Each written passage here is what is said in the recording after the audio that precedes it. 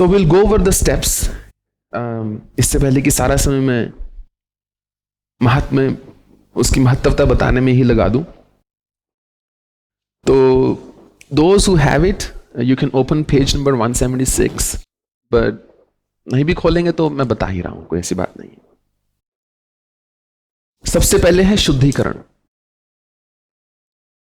स्नान जब किया उस समय यदि आप इस मंत्र का उच्चारण कर कर, एक मैं आपको बड़ी सिंपल सी चीज बताता हूं जो परंपरा से चली आ रही है, कि जब अगर जो बाल्टी में नहाते हैं उनके लिए, जो बाल्टी में पानी, मतलब बाल्टी में पानी भर के नहाते हैं, बाल्टी में नहीं तो कहीं पता चले घर जाके साधना सीख के आऊं, बड़ी बाल्टी चाहिए ये कैसी साधन, नहीं, बाल्टी में ही नहाना है। तो जो बकेट में पानी भर के नहाते हैं, 2 मुद्राएं हैं, यदि आप उनका प्रदर्शन करेंगे तो श्रेयस्कर है, नहीं करेंगे तो भी चलेगा। क्यों करना चाहिए यह बता देता हूं। क्योंकि जिन सिद्धों की परंपरा से हम चले आ रहे हैं, जैसे जैसे आप मुद्रा प्रदर्शन करते हैं, आप ऊर्जा का प्रवाह वैसे ही करते हैं। मान लीजिए कोई व्यक्ति दूर खड़ा हो जहां पर उसकी आवाज ना सुनाई दे रही हो। मान लीजिए आप एक आइलैंड में फंस गए हैं, अकेले हैं, और आप चाहते हैं आपको आकर कोई बचा ले। ऊपर से एक हेलीकॉप्टर चला जा रहा है, आप ऐसे से हाथ हिलाएंगे, चाहे उनको आवाज आपकी सुनाई दे ना दे, परंतु उनको संकेत से मालूम हो जाएगा कि ये व्यक्ति को कुछ चाहिए। तो मुद्राएं जो हैं वो संकेत हैं जो चले आ रहे हैं परंपरा से। जब आप विशेष रूप के संकेत करेंगे तो आप जानेंगे कि वो जो सिद्ध हैं वो समझना शुरू कर देते हैं, ये हमारी परंपरा से जुड़ चुका है, ये बालक, ये बच्चा या बच्ची हमारी परंपरा से जुड़ चुका है, हमको इनके सहाय होना है। जिस प्रकार बहुत सारे मैंने लोग देखे हैं, वो दाढ़ी रख के, मूछ रख के ऐसे बात करते, तुरंत पता चल जाता है ओशो को आप फॉलो करते हैं। वो ऐसे धीरे धीरे नाक से धीरे धीरे बात करेंगे तो लगता है हाँ ओशो को फॉलो करते हैं। कुछ लोग हैं तुरंत पता चल जाता है इनके गुरु कौन है, वो ऐसी वस्त्र को धारण करेंगे उसी स्टाइल में, तो पता चल जाता है ये इनके गुरु हैं। तो मुद्राएं भी कुछ कुछ वैसी हैं। 2 मुद्राएं जो पानी के ऊपर प्रदर्शित की जाती है। देखिए, मैं आपसे कुछ भी छुपा नहीं रहा हूं, मैं सब कुछ वैसे बता रहा हूं जैसे मैंने किया है। तो मुझे उससे प्राप्ति हुई, आप करेंगे तो आपको भी क्यों नहीं होगी। पानी भर लिया जाता है बाल्टी में, यह मंत्र जो है बोला जाता है, गंगा च यमुने चैव गोदावरी सरस्वती नर्मदे सिंधु कावेरी जले अस्मिन सनिधिम गुरु। के सब जो मेरी नदियां हैं, सरिताएं हैं, उनका मैं आवाहन कर रहा हूं कि ये जल जो है शुद्ध हो। ये जल जो है, मैं शुद्धिकरण के लिए इस जल का प्रयोग कर रहा हूं। जो लोग दोज हू टेक शावर, वो आप उसके नीचे खड़े होकर कर सकते हैं। तो पहली मुद्रा है मत्स्य मुद्रा।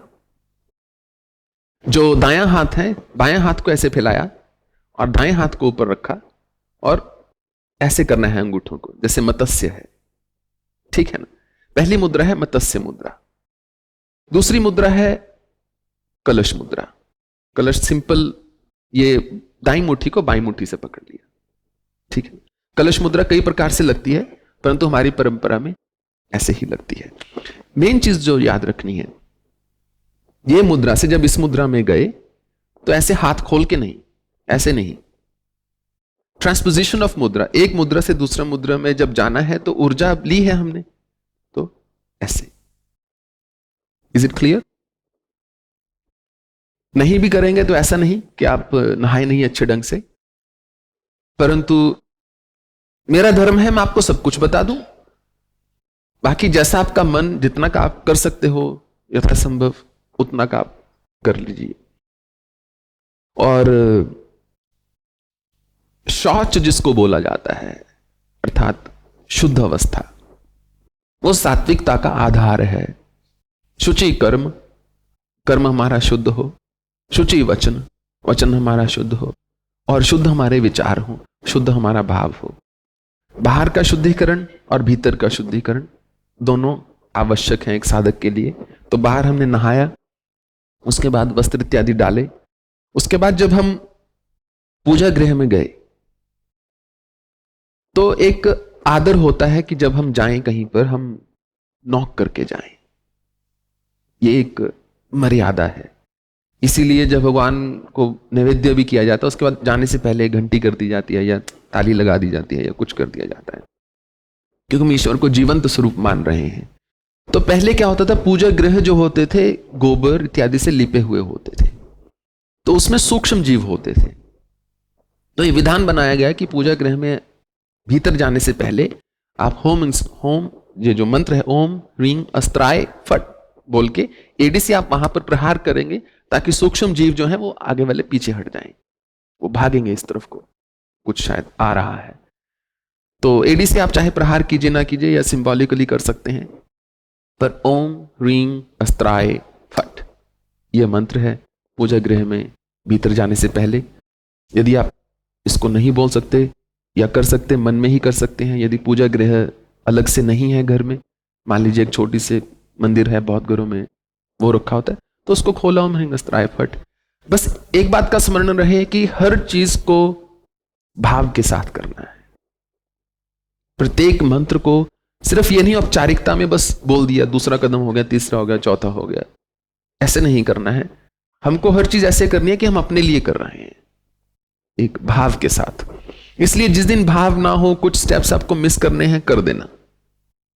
मैं इसको रिचुअल नहीं बनाना चाहता ऐसा रिजिड कि हम इसके मूल अर्थ को भूल के सिर्फ बाहरी कर्म में लग जाएं कि जब हो गया, ध्यान हो गया, फटाफट टिक हो गया, अब चलो चला जाए आगे, वो नहीं। उसके बाद प्यूरिफिकेशन है। अब वैसे तो सरल है, बहुत ही सरल श्लोक है, मंत्र है, अगर 4-5 बार पढ़ेंगे तो स्मरण हो जाएगा। ओम अपवित्र पवित्रवा सर्वस्थांग गत्वा या स्मृत पुंडरीकाक्ष स भार्याभ्यंतर शुचि। कोई व्यक्ति किसी भी अवस्था में क्यों ना हो, बाहरी या भीतर कितनी ही अशुद्ध अवस्था क्यों ना हो, सर्वस्थांग गत्वा किसी भी अवस्था में, सर्व अवस्थाओं में जो एक बार भगवान पुंडरीकाक्ष का स्मरण कर लेता है वो भीतर और बाहर से शुद्ध हो जाता है। क्योंकि हम वो तत्व जो परम शुद्ध है उससे मिलना चाह रहे हैं। आप राजा से मिलने जाएं या मिनिस्टर से मिलने जाएं तो भिखारी बन के नहीं जाएंगे। आप कोई बुके लेके जाएंगे या कुछ अच्छी चीज लेके जाएंगे या बढ़िया कपड़े डाल के जाएंगे या कुर्ता पजामा जो भी है या हमारा वेशभूषा, ऐसा अपने आप को प्रेजेंट करेंगे कि मैं आपके लायक हूं कि आपको मुझसे बात करनी चाहिए। वैसा ही साधना में होता है। उसके बाद आपको आचमन करना है। आचमन में थोड़ा सा मैं आपको अंतर बता देता हूं। जो एक तो साधारण जो सरल आचरण है जो सब पूजाओं में किया जा सकता है, गायत्री मंत्र के अनुष्ठान में भी किया जा सकता है, कोई भी शुभ कार्य से पहले आप कर सकते हैं। हाथ में जल लिया, ओम केशवाय नमः पी लिया, बाएं हाथ से दाएं हाथ में। वो एक छोटा सा पात्र होता है, एक छोटा सा चम्मच, नहीं है कटोरी में जल लेके कर लिया, नहीं है तो सीधा बॉटल से जल लेके ऐसे कर लिया। ओम केशवाय नमः, ओम माधवाय नमः, ओम नारायणाय नमः। यदि आप नहीं कर सकते, कुछ लोग ऐसे लेते हैं जो आचमन है, कुछ लोग ऐसे लेते हैं, कुछ ऐसा शास्त्र का विधान नहीं है, वेदों में ऐसा कुछ नहीं लगा कि संहिताओं में अवश्य लिखा है कि कैसे हाथ रखना है, वो परंपरा के अनुरूप होता है। यदि आप नहीं कर सकते 3 बार तो एक बार जल लिया, ओम केशवाय नमः, ओम माधवाय नमः, नारायणम, उसको ले लिया। यदि जल ही नहीं है, किसी ऐसी जगह पर है, वैसे तो जल हमेशा होता ही है, मान लीजिए नहीं है, तो मानसिक रूप में आंखें बंद करके ओम केशवाय नमः, माधवाय नमः, नारायणाय नमः जल ले लिया। परंतु जब देवी की साधना होती है तो इसका हल्का सा विधान भिन्न है, क्योंकि हम आपके अंदर फेमिनिन एनर्जी को जागृत करना चाहते हैं। हम चाहते हैं देवी का जागरण हो। उसके लिए है जो मां गायत्री के लिए है, ऐं पहले जैसे ऐं, राइट, ऐं को बोला जाता है वाग बीज। ऐं गायत्र्यै नमः, ऐं गायत्र्यै नमः। जैसे माता मात्रेय, ओम श्री मात्रेय नमः। जैसे ऐं गायत्र्यै नमः। ह्रीं इसको बोला जाता है माया बीज, ह्रीं त्रिपुराय नमः।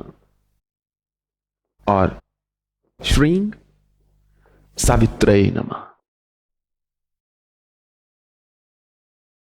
ऐं गात्रये नमः, ह्रीं त्रिपुराय नमः, श्रीं सावित्रये नमः। श्रीं जो है उसको लक्ष्मी बीज बोला जाता है। ऐं से ज्ञान है, ह्रीं से संसार में चलने की बुद्धि है, क्योंकि माया है, विश्व जो है एक बहुत बड़ा भ्रम है। और श्रीं से साधन, कि हमारे पास साधन हो ताकि हम अपने कार्य को कर सके। उसके बाद जो हस्त प्रक्षालन है, अपने बाईं ओर थोड़ा सा जल लेकर, बस ऐसे सिंबॉलिकली, ऐसे वहां कीचड़ नहीं करना है, थोड़ा सा एक बूंद जल लिया, बस ऐसे हाथ धो लिया, जिसको बोलते हैं ओम पुंडरीकाक्षाय नमः। ओम पुंडरीकाक्षाय नमः करके जल कर लिया।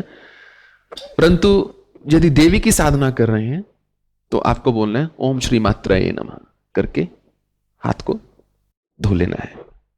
यहां तक क्लियर है? ठीक है। उसके बाद आपने दीप को प्रज्वलित करना है।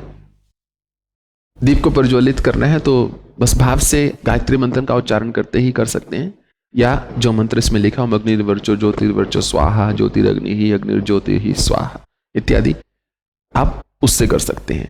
No hard and fast rule, जो कन्वीनियंट लगता है उससे आप कर लीजिए। उसके बाद गणेश मंत्र से भगवान गणेश का ध्यान लगाना है, गणपति का, क्योंकि वो मंत्र विज्ञान में ऐसी कोई साधना नहीं है जिसमें पहले गणपति का ध्यान ना हो, क्योंकि ये हमारे शास्त्रों का वचन है। यदि हम शास्त्रों में जो अनुभूति लिखी है उस अनुभूति को चाहते हैं तो हमको वो करना होगा जो शास्त्र कह रहा है। यह शास्त्र विधि उत्सर्ज्य वर्तते कामकारतः नासा सिद्धि मापनोति न सुखम न पराम गति तस्मात् शास्त्र प्रमाणम। भगवान ने बोला है कि वो व्यक्ति जो अपने मनमानी से शास्त्र की विधि का त्याग करके किसी अनुष्ठान को संपन्न करता है, ना उसको उस अनुष्ठान से गति मिलती है, ना ही सिद्धि मिलती है।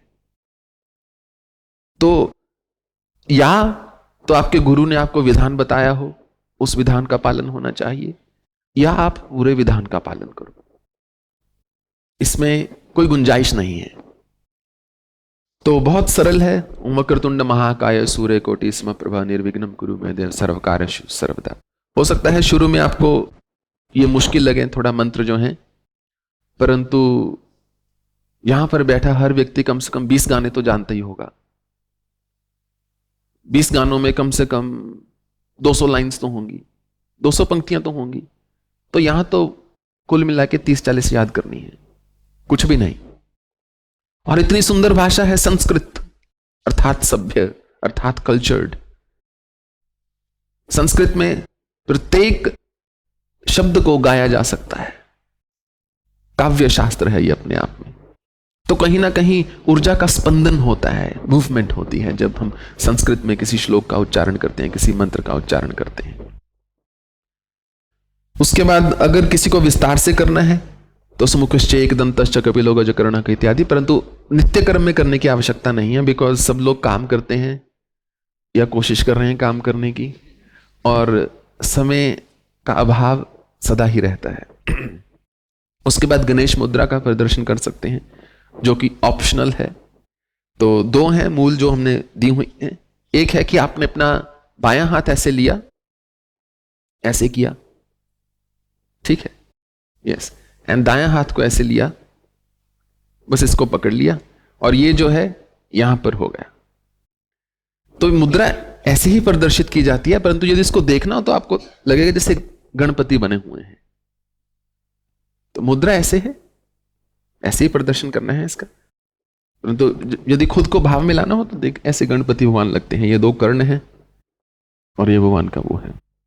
और दूसरा, ये बायां हाथ लिया, ये जो मिडिल फिंगर है इसको बाहर रखते हुए, इंडेक्स फिंगर जो तर्जनी उंगली है और अनामिका है और कनिष्ठिका है, तीनों छोटी हैं, इनको ऐसे पकड़ लिया। अंगूठा और मध्यमा को बाहर रखते हुए, सॉरी, कनिष्ठिका को बाहर रखना है, जो सबसे छोटी उंगली है, ऐसे कर दिया, ठीक है ना। तो ये भगवान गणपति के जो हैं उनका सूंड बन गई है, और ये 2 कर्ण हैं, गणपति मुद्रा। तो कई बार किसी कार्य को करना हो, शुभ कार्य करना हो, या वैसे कहीं जाना हो, आपके पास गणपति मंत्र उच्चारण का भी समय नहीं है, कुछ है, तो आप ऐसे मुद्रा लगाई और अपने कार्य की ओर चल दिए। उससे ये नहीं कि आपका कार्य हो जाएगा, अगर पढ़ाई नहीं की तो ऐसा नहीं पेपर में पास हो जाओगे। उसके बाद स्वस्ति वाचन है। स्वस्ति वाचन अगर कर सको तो बहुत अच्छा है। मैंने संक्षिप्त में 2 भिन्न श्लोकों को मिलाकर आपको अलग से स्वस्ति वाचन दिया हुआ है यहां पर, परंतु सबसे छोटा करना हो तो बस यही बहुत है। ओम स्वस्ति न इंद्रो वृद्धश्रवाः स्वस्ति न पूषा विश्ववेदाः स्वस्ति नस्तारिक्षो अरिष्ट नेमिः स्वस्ति नो बृहस्पतिर्दधातु। उसके बाद ओम शांति ही शांति ही शांति ही। स्वस्ति वाचन में स्वस्ति अर्थात कल्याण हो, मंगल हो। हम अब अपने उस भाव में आ रहे हैं इन कर्मों को करते हुए कि हम मंगल भाव में हैं, शुद्ध भाव में हैं, स्वस्ति भाव में हैं। पहले संत लोग जब आशीर्वाद देते थे अधिकतर तो यही बोलते थे स्वस्ति भव, कि बस कल्याण हो। अब कल्याण जो भी उचित है ईश्वर की रचना में वही हो मनुष्य के, बजाय कि बड़े बड़े आशीर्वाद देते रहना जो कि ना फलित होते हैं ना उनका कोई फायदा है। तो स्वस्ति वाचन यदि नहीं कर सकते, नो बिग डील, ईश्वर आपसे नाराज नहीं होंगे। बस हाथ में नमस्कार किया, एक मन में प्रसन्नता का भाव को लेकर आए कि मैं बहुत ही धन्यवादी हूं ईश्वर का कि मैं एक अच्छे कर्म को करने जा रहा हूं अभी। उसके बाद गुरु ध्यान। गुरु ध्यान में मैं आपको अपनी एक व्यक्तिगत समस्या बताना चाहता हूं। नागा बाबा ने मुझे बताया था कि सुबह उठकर बेटा सहस्रार में अपने गुरु का ध्यान लगाना है। जो मेरे गुरु तो नागा बाबा ही हैं, और कल्पना करनी है कि गुरु बहुत शांत और प्रसन्न बैठे हुए हैं। अब मेरे लिए वो कल्पना बड़ी मुश्किल होती थी, क्योंकि मैंने बाबा को शांत और प्रसन्न बहुत कम देखा था। मैंने बाबा को गरजते हुए ही देखा था, परंतु फिर भी सत्य कहता हूं, बाबा से मुझे इतना प्रेम है, आज बोले मैं प्राण दे दूं, एक क्षण न लगाऊं। तो मुझे वो कल्पना करते हुए मुश्किल होती थी कि मैं बाबा की ऐसे शांत कल्पना कैसे करूं, ऐसे मुस्कुराते हुए। मैंने तो बाबा को हंसते देखा ही नहीं ऐसे जोर से कभी, 1-2 बार देखा था। फिर मैंने सच में मां से प्रार्थना की, बाबा से ही मैंने प्रार्थना की, बोलकर नहीं, मन में ही। मैंने कहा बाबा प्लीज हेल्प मी, मैं चाहता हूं मैं आपका ध्यान लगाऊं वैसे ही। तो उस अगले दिन ही मेरी समस्या दूर हो गई थी। अगले दिन सुबह ही मैं बाबा को जब ध्यान लगाता सहस्रार में, एकदम कल्पना करता था कि रेडियंट बाबा जो है वहां पर विराजमान है।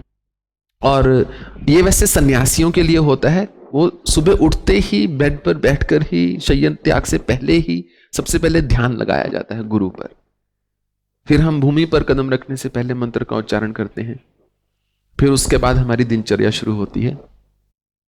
ऐसा कायदे से होना चाहिए, ऐसा मैं अब करता नहीं, आपको साफ साफ बात बता देता हूं। तो गुरु का ध्यान लगा सकते हैं।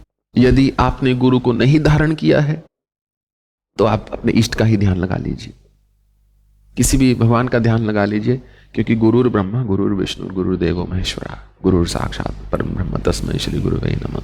कि मैं ऐसे गुरु को नमन करता हूं जो साक्षात ब्रह्म है, विष्णु है, शिव है, सब कुछ वही है। तो यदि कल्पना करने में मुश्किल आ रही है, गुरु है नहीं या गुरु से नाराज हो तो तो आप अपने इष्ट का ध्यान लगा लीजिए, उसमें कोई आपत्ति नहीं है। उसके बाद गुरु मंत्र का जप। एक होता है साधना का मंत्र, एक होता है गुरु मंत्र। गुरु मंत्र वो होता है जो गुरु ने आपको दीक्षा में दिया हुआ है। साधना के लिए गुरु भिन्न मंत्र दे सकता है या दे सकती हैं, परंतु जो दीक्षा में मंत्र प्राप्त होता है वही मनुष्य का गुरु मंत्र होता है।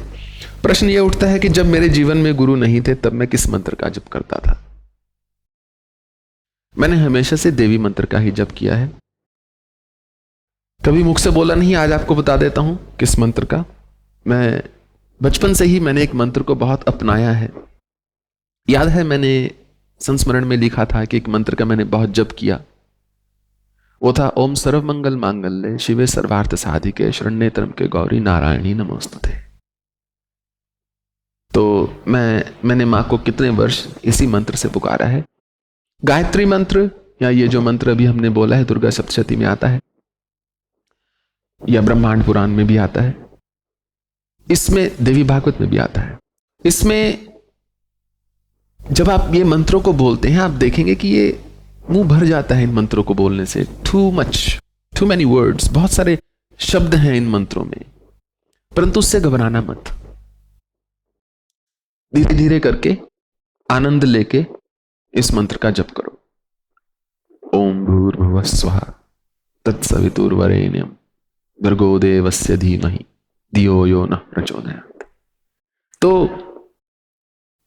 गुणवत्ता क्वालिटी और प्रमाण क्वांटिटी दोनों आवश्यक हैं।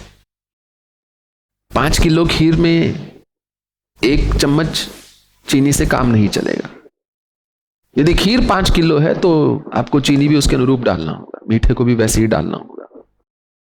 तो ऐसा नहीं कि क्वालिटी को मेंटेन करने के चक्कर में आप मंत्र जप को बहुत ही कम कर दो, क्योंकि साधना है ये।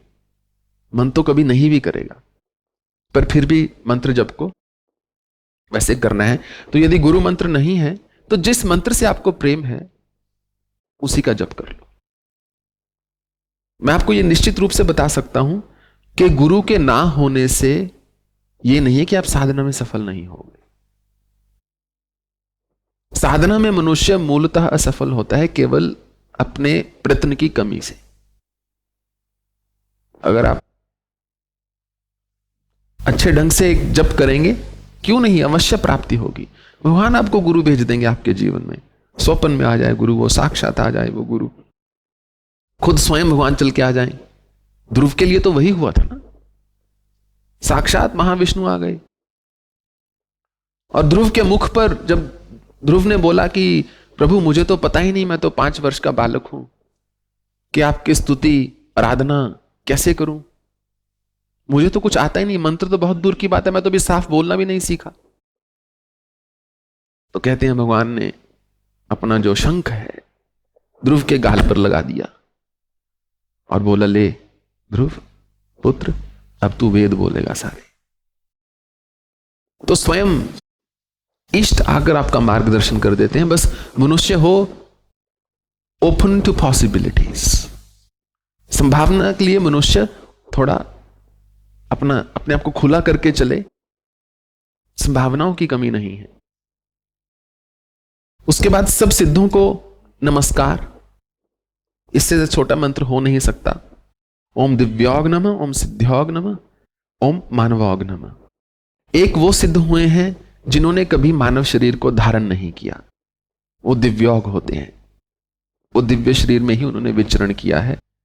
हो सकता है किसी और ब्रह्मांड से, किसी और आकाश गंगा से पृथ्वी पर आए हों, परंतु मनुष्य शरीर को धारण नहीं किया, पंच तत्वों के शरीर को धारण नहीं किया। एक सिद्धोग होते हैं जो आते हैं कुछ क्षणों के लिए, सिद्ध होते हैं, किसी के समस्या का निवारण करके या प्रश्न का निवारण करके चले जाते हैं। उन्होंने भी पूर्णतः मनुष्य शरीर को धारण नहीं किया, पर ना ही वो ऐसे विचरण कर रहे हैं जैसे दिव्योग करते हैं। एक मानवोग होते हैं जो सिद्ध आते हैं, मनुष्य शरीर को धारण करते हैं ताकि समाज का कल्याण हो सके। उसके बाद इष्ट ध्यान है। इष्ट ध्यान, जिस मंत्र की आप साधना कर रहे हैं वो मंत्र आपका इष्ट होता है। जब मनुष्य साधना के पथ पर चलता रहता है, आगे चलता रहता है, मान लीजिए आपने वेद माता गायत्री के 2, 3, 4 पुरुष चरण कर लिए, या 5, 10 पुरुष चरण कर लिए, या 1, 2, 3 महापुरुष चरण कर लिए। हो सकता है उसके बाद देवी आपको प्रेरणा दे कि अब आपको कोई भिन्न अनुष्ठान करना है, तो आपके इष्ट उस समय अलग होंगे। आज इस डिपार्टमेंट से काम पड़ा है, कल उस डिपार्टमेंट में हो सकता है आप जाएं। आज आप हो सकता है पेंटिंग सीख रहे हो, कल को हो सकता है आप पियानो सीखें, तो उसके लिए दूसरे टीचर के पास जाना होगा। तो फिर वो प्रेरणा से वो इष्ट का ध्यान हर मंत्र के अनुरूप अलग होता है। उसके बाद पृथ्वी पूजा, इसको आप साधारण मत समझिएगा। पृथ्वी पूजा एक नितांत आवश्यक है चीज, क्योंकि हम पृथ्वी पर ही बैठे हैं, पृथ्वी से ही हमारा पहला संपर्क है। मां पृथ्वी से ही, भूमि मां से ही हम सबसे पहली ऊर्जा ले रहे हैं। बाहर की ऊर्जा तो अलग है, नंगे पांव घास पर चला जाए तो एक अलग ऊर्जा भिन्न महसूस होती है। उसी नग्न पांव के साथ आप तपती हुई थल पर चलते हैं तो एक अलग ऊर्जा, आपका शरीर, उसे अलग भावना जागृत होती है। तो एक ट्रायंगल बनाना चाहिए। जल लिया ऐसे, मान लीजिए वो छोटा सा आपके पास पात्र रखा है, कटोरी, उसमें से ऐसे जल लिया, एक मतलब अपने आगे पृथ्वी पर एक रेखा ऐसे खींची, एक आड़ी रेखा ऐसे, एक ऐसे, 3 रेखा ट्रायंगल बनाया, वो आपकी ओर फेस कर रहा है। उसमें जल से ही एक बीच में बिंदु छोड़ दो, क्योंकि बिंदु अर्थात मां, बिंदु अर्थात सृष्टि, बिंदु अर्थात संहार। और उसके ऊपर हाथ रखा अपना और उसको बोला ओम ह्रीं आधार शक्तये नमः। सरल है ना? तो देखिए आधे, ऑलमोस्ट आधे स्टेप्स आपके हो गए 15। ह्रीं आधार शक्तये नमः उसको बोलना है, और क्योंकि वो हमारी आधार शक्ति है जो देवी है, ह्रीं आधार शक्तये नमः से आप उसको कर लेंगे। फिर आगे चलते हैं। तो संकल्प लेना है आपको। संकल्प सिर्फ पहले दिन लिया जाता है किसी भी पुरुष चरण के। एक तो है कि आप मंत्र के साथ बोल के संकल्प लें, उसकी आवश्यकता नहीं है। आप हाथ में जल लें, बहुत मन कर रहा है तो अक्षत भी ले सकते हैं, चावल, और मन कर रहा है तो एक पुष्प भी रख सकते हैं साथ में। पूरा करना है तो साथ में एक मौली जैसे लाल धागा होता है, वो वस्त्र का प्रतीक है, उसको रख लिया। पुराने समय में वो पंचरत्न भी रखते थे और नवग्रहों की चिन्ह भी रखते थे, और त्रिमूर्ति जो 3 देवता हैं उनके चिन्ह भी रखते थे, विभूति, कुमकुम, हल्दी इत्यादि। इतना रखने की आवश्यकता नहीं है। सबसे सरल है जल लो। मैंने आज तक ऑलमोस्ट सारे संकल्प केवल जल से लिए हैं, परंतु आप चाहो तो अक्षत और पुष्प भी रख सकते हो। दाएं हाथ में ऐसे लिया, स्मरण रखना, ये इसको ब्रह्म मानते हैं, अंगुष्ठ को, अंगूठे को। ये तमोगुनी उंगली है, किसी भी सात्विक कार्य में इस उंगली का प्रयोग नहीं होता, इसको हम दूर रखते हैं। और दायां हाथ हमारा हम शुद्ध मानते हैं, बाएं को हम अशुद्ध मानते हैं। ये तमोगुनी उंगली है, ये रजोगुनी उंगली है, ये सत्वगुनी उंगली है जो तीसरी है, अनामिका। ये कनिष्ठ का बुद्ध की तरह है, जिसके साथ जुड़ जाती है वैसा प्रभाव देती है। तो जब हम संकल्प लेते हैं तो हम ऐसे कर लेते हैं, ठीक है? मतलब बजाय कि हम इस उंगली में वो करें, हम ऐसे कर लिया। तो यहां पर हमने वो रखा, थोड़ा सा जल लिया और हमने संकल्प लिया, मैं जो भी, यदि आपके गुरु ने आपको कोई नाम दिया है तो मंत्र साधना में उस नाम का प्रयोग होता है। मैं फला फला व्यक्ति यह संकल्प लेता हूं कि अगले मान लो 40 दिन प्रतिदिन मैं 5000 मंत्र का जप करूंगा, या मैं 30 माला का जप करूंगा, या मैं 30 मिनट जप करूंगा। तो कम से कम उतना जप जरूर होना चाहिए, प्लस 10% हो सकता है। मान लीजिए आप बोलते हैं मैं 30 मिनट जप करूंगा। घंटे और मिनट का काउंट करने से क्या अच्छा रहता है कि यदि आप बोलते हैं मैं 10 माला का जप करूंगा, जिस दिन आपको जल्दी है उस दिन आप भागा दौड़ी में 10 माला को 10 मिनट में कवर कर देंगे। तो उससे कहीं अच्छा है आप बोलो मैं 30 मिनट जप करूंगा, या मैं 15 ही मिनट जप करूंगा। अब आपको पता है मन को 15 मिनट मुझे बैठना ही है, तो आप स्वतः ही क्वालिटी को मेंटेन करोगे उससे। और मान लीजिए आप माला से जप कर रहे हैं और 15 मिनट हो गए हैं, लास्ट जो माला है अभी खत्म नहीं हुई है, कोई बात नहीं, उसको खत्म किया जाए पहले। 16 मिनट हो जाए, 17 हो जाए, कोई बात नहीं। और यही कोशिश करनी चाहिए पुरुष चरण के दौरान। एक नित्य कर्म है, वो अलग है। यह है नैमित्तिक कर्म, जब आप साधना कर रहे हैं, जब आप अनुष्ठान कर रहे हैं, कि ठीक उसी समय उठना है, उसी समय बैठना है जप के लिए। इतना माइंड ट्रेन हो जाए कि बिना घड़ी के आपको पता रहे कि ये मेरा कौन से कर्म करने का समय है। ओम भूर्भुवः स्वः तत्सवितुर्वरेण्यं भर्गो देवस्य धीमहि धियो यो नः प्रचोदयात्।